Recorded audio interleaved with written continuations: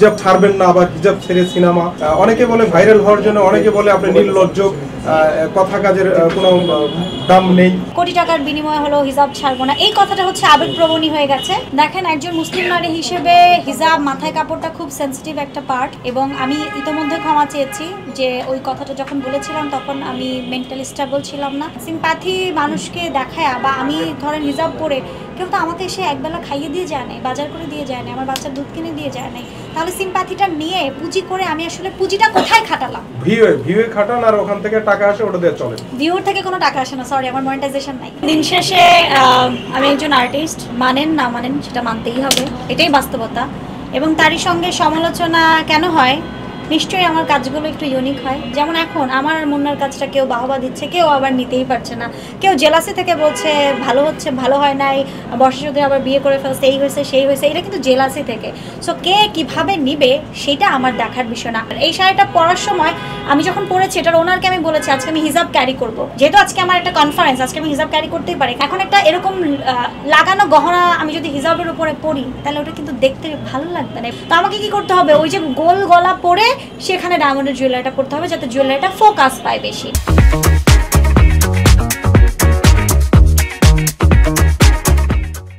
আপনি বলেছিলেন যে মুন্না খানের দায়িত্ব আপনি নিয়েছেন, যে তাকে ভাইরাল করা, প্রচার করা, মানুষের কাছে ইয়ে করা, মানে হঠাৎ এই দায়িত্বটা? না এরকম বলে না, এরকম বলে না। সে আচ্ছা। বলছে যেহেতু আমি একজন, আমি অলরেডি তিনটা মুভি আমার শেষ হয়ে গেছে, একটা মুভি অলরেডি রিলিজ হয়েছে, সেই ক্ষেত্রে this is first time my photoshoot work.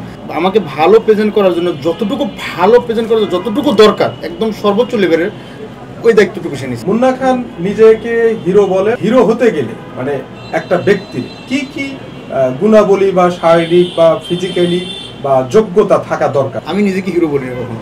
আমরা যদি বড় বড় দেশের সিনেমা মুভি বলেন, যাই বলেন, ফলো করি, আমরা যদি দেখি, তো ওখানে কিন্তু চকলেট বা নায়কদের হিরো বানায় না, একজন বাসের হেল্পার কিন্তু আজকে পৃথিবীর সর্বোচ্চ লেভেলের সুপারস্টার পৌঁছে গেছে, যেটা রজনীকান্ত স্যার আমাদের। আপু, যে আপনি বলেছিলেন কোটি টাকা দিলেও আমি হিজাব ছাড়বো না, এটা কেন বলেছিলেন? দেখেন, ওই সময়টা আমি মানসিকভাবে প্রচন্ড অসুস্থ ছিলাম। ওই সময়টা আমি সাইকোলজিক্যালি খুব ডাউন ছিলাম।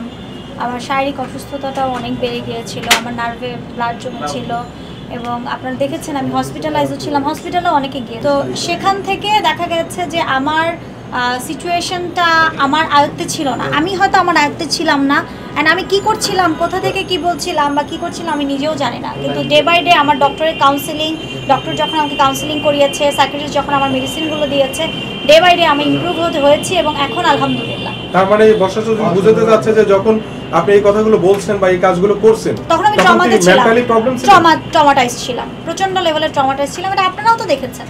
তাহলে সব কথাগুলো কি মানে ভুলভাল বলেছেন? সব কথাগুলো তো আর ভুলভাল বলিনি, যেগুলোর এভিডেন্স আছে সেগুলো তো সত্যিই বলেছি। এই কথাটা হয় না আবেগপ্রবণ হয়ে, আমরা তো অনেক আবেগপ্রবণী, আমরা মানুষের রক্তে মাংসে গড়া, হয়তো আবেগপ্রবণ হয়ে আমি একটা ওয়ার্ড যেটা বলেছিলাম যে 5 কোটি টাকার বিনিময়ে হলো হিজাব ছাড়বো না, এই কথাটা হচ্ছে আবেগপ্রবণী হয়ে গেছে, বেশি আবেগপ্রবণী হয়ে গেছে, যেটা সবার কাছে খারাপ লেগেছে, এর জন্য আমি ক্ষমা প্রার্থী।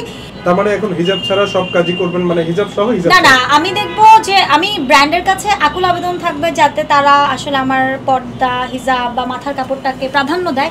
যদি তারা অ্যাপ্রিশিয়েট করে তাহলে কোনো প্রবলেম নাই। আর যেই কাজে ধরেন এখন একটা আমার নিজের একটা গানের মিউজিক ভিডিও আসবে, যেখানে মুন্না আমি থাকবো, ধরেন সে ফর এক্সাম্পল, এখন ওইখানে তো কোনোভাবে হিজাব দিয়ে আমরা সেই গানটাকে ফুটাইতে পারবো না, রোমান্টিক সিনগুলোকে ফুটাইতে পারবো না, তখন আমাকে হিজাব ছাড়া সেটাকে মেনটেন করতে হবে।